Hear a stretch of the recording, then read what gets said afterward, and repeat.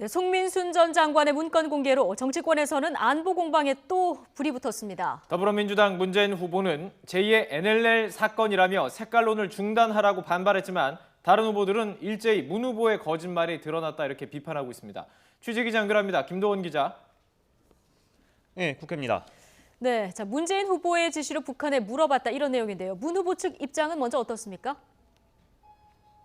예, 문재인 후보가 직접 이번 일을 제2의 NLL 사건이라고 규정했습니다. 문 후보는 오늘 기자들과 만난 자리에서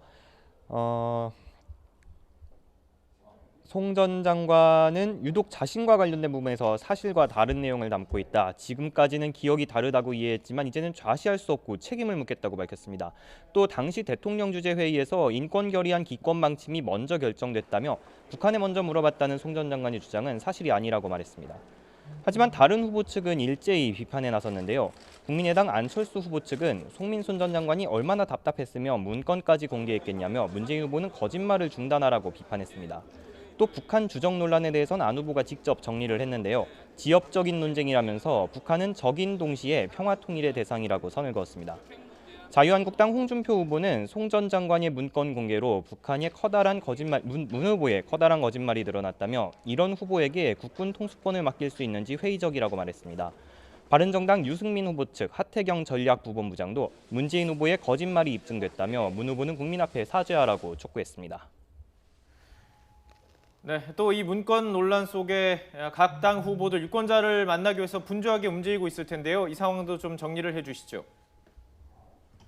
네, 더불어민주당 문재인 후보는 여성단체 협의회가 주최한 성평등 정책 간담회에 참석했습니다. 문 후보는 이 자리에서 페미니스트 대통령이 되겠다고 다시 한번 강조하고 채용과 임금의 남녀 격차를 해소하고 여성폭력 방지 기본법을 만들겠다고 밝혔습니다. 문 후보는 저녁에 인천에서 유세를 벌인 뒤에는 밤에는 페이스북을 이용한 라이브 방송으로 네티즌들과 만날 계획입니다.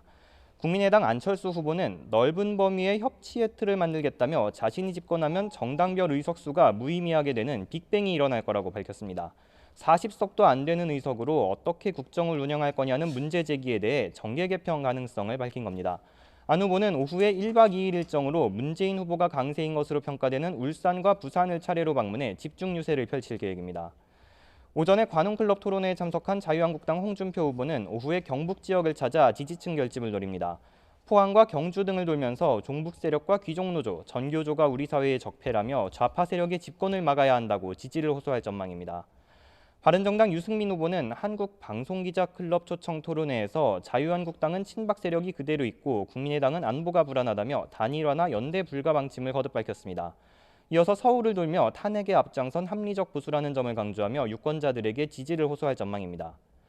정의당 심상정 후보는 오늘 친환경 대통령이 되겠다고 선언할 계획입니다. 생태 복지, 지속 가능한 발전 등을 헌법에 명시한다는 등의 생태 환경 분야 공약을 발표하고 4대강 사업 관련 청문회와 국정조사 추진 계획도 밝힐 것으로 알려졌습니다.